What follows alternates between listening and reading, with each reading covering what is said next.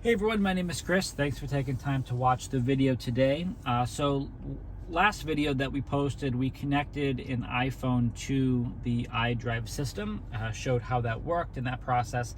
Today we are going to show the connections, how to do that through Apple CarPlay. So as I explained in the other video, if you didn't see that, Apple CarPlay is software already on your iOS, which is the software on your iPhone. It will rely on your phone to control pretty much everything when you're in the vehicle. A lot of customers ask, well, what are the benefits? What should I do? Well, it really is basically how you are connected in the vehicle. And what I mean by that is when you're driving, is text messages important? Is phone calls important? Are you someone that needs to be connected as you drive with your music and your text messages and other applications? Or are you trying to really focus just on driving and you want to have all that stuff kind of fall away and you can deal with that when you get to your destination? So depending on how you answer that question really kind of determines whether you're going to be using iPhone or Apple CarPlay. Some people use Apple CarPlay because they like to have the integration of the mapping from their phone. They like to have different applications like Waze. They like to have Spotify up on their display. And the other thing to remember is that the Apple CarPlay software, depending on the manufacturer, I can tell you with BMW, it does fill the entire display, which you will see in a few minutes here. So that's a really nice interface for customers that they can have essentially what feels like a big iPad sitting on top of their dash there, and everything they know from their phone is right at their fingertips. That is very, very convenient, and that is why probably 90 to 95% of our customers that have iPhones select to use Apple CarPlay when they're driving. However, there is a percentage of people out there that just feels all that sort of stuff is as a distraction, and they would rather have a lesser connection, if you will, and just be connected to the iDrive system, which really is not going to be that invasive in the driving process there. And the reason why I describe it that way is because when you get a text message or phone call, things like that, you'll see that. I mean, your text message will pop up on the iDrive, display. You will have that iMessage bubble there. You can tap on it, do the whole voice to text with Siri. And I mean, obviously some of these things you can limit, you can shut down, but that kind of defeats the whole purpose of CarPlay in a way. So CarPlay really is designed to integrate, have a better integration between your phone and your vehicle as you're driving, a better experience overall, but it really depends on the customer at the end of the day, whether or not they want to have that level of connectivity when they're driving. So let's get started and show you how exactly to connect your BMW to your phone via Apple CarPlay. So there's a lot of ways of doing this actually, which is kind of interesting. There's a lot of menus and buttons and sub-menus in your phone, in your car. There's probably about 5 or 6 different ways, which is crazy, to connect your phone through CarPlay. But I'm going to show you probably one of the easiest ways that I have done it before. I'm sure there's others out there that would disagree, but again, there is many ways of doing the same thing, so that is perfectly fine. So the first thing you want to do, just like connecting any other device on your iPhone, is you want to go into the settings menu and you want to go down to Bluetooth. We want to have this screen here to make sure that Bluetooth is on. Definitely make sure this is checked off. We're going to go right down to communication and we're going to wait for our phone to show. It has, that's what I see right down there. We're going to touch where it says BMW's iPhone, and now we're going to wait for that connection. So when you have this pair, we're going to hit pair. We're going to hit allow to let our contacts come over, and now we have the option to connect to through the iDrive or through CarPlay. So in this case, we are going to be using Apple CarPlay. We're going to wait for another menu to pop up on the phone, which says use CarPlay. We are now going to have another menu pop up to say, do you want to allow this BMW to check for CarPlay apps? We're going to do allow. We essentially just want to finish up any other menus that pop up on the device to allow that to happen, which I think we're pretty much done now. And as you can see, our Apple CarPlay has taken over our center display.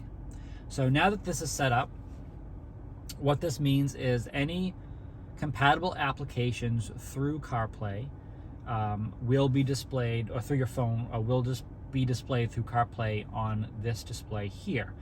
So you have your phone, you have your messages now playing as your music. BMW brings you back to, the home screen. So if let's go back to CarPlay, if we go back to BMW, it should bring you back here each and every time. You can see if we go under communication and mobile devices to your phone, the connection mode is Apple CarPlay. We have other options down there for Wi-Fi and apps, but everything is built right under CarPlay. So if you are familiar with this menu that I went over with the other video when we connected just to the iDrive system, we had a little bit more control over that. In this case, CarPlay kind of bundles all that together.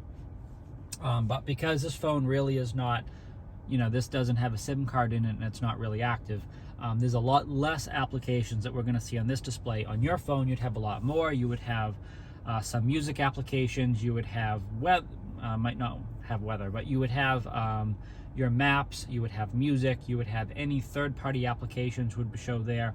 But this is pretty much the system and how it looks.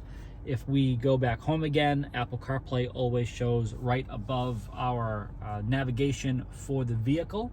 That's one easy way of knowing that Apple CarPlay is connected, is actually seeing the words Apple CarPlay right above the map.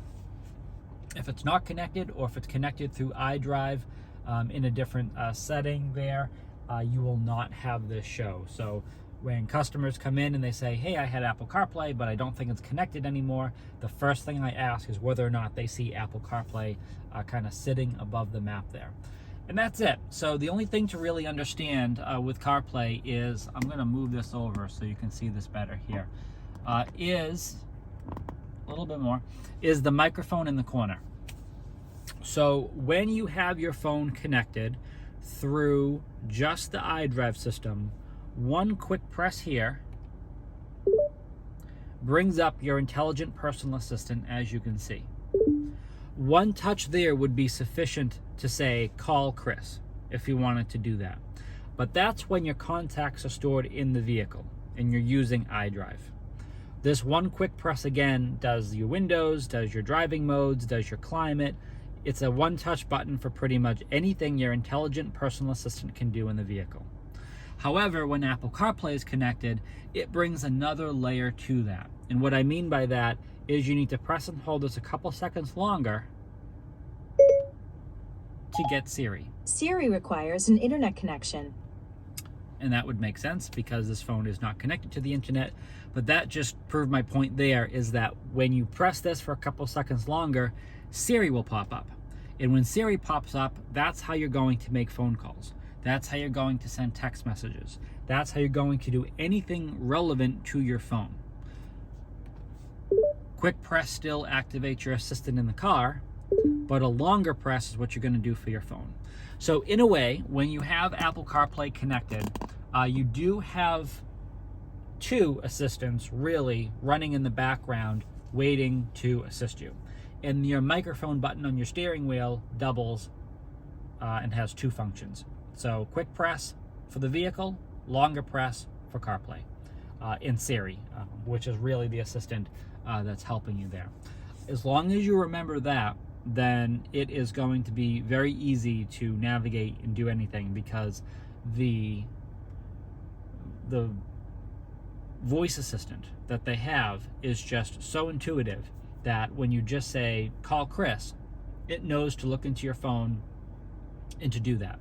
When you say, take me to Whole Foods, take me to Target, take me to wherever, it's going to intelligently do that, but it divides both functions in half. And what I mean by that is the CarPlay function is going to be that longer press. It's only going to look for the phone to do that.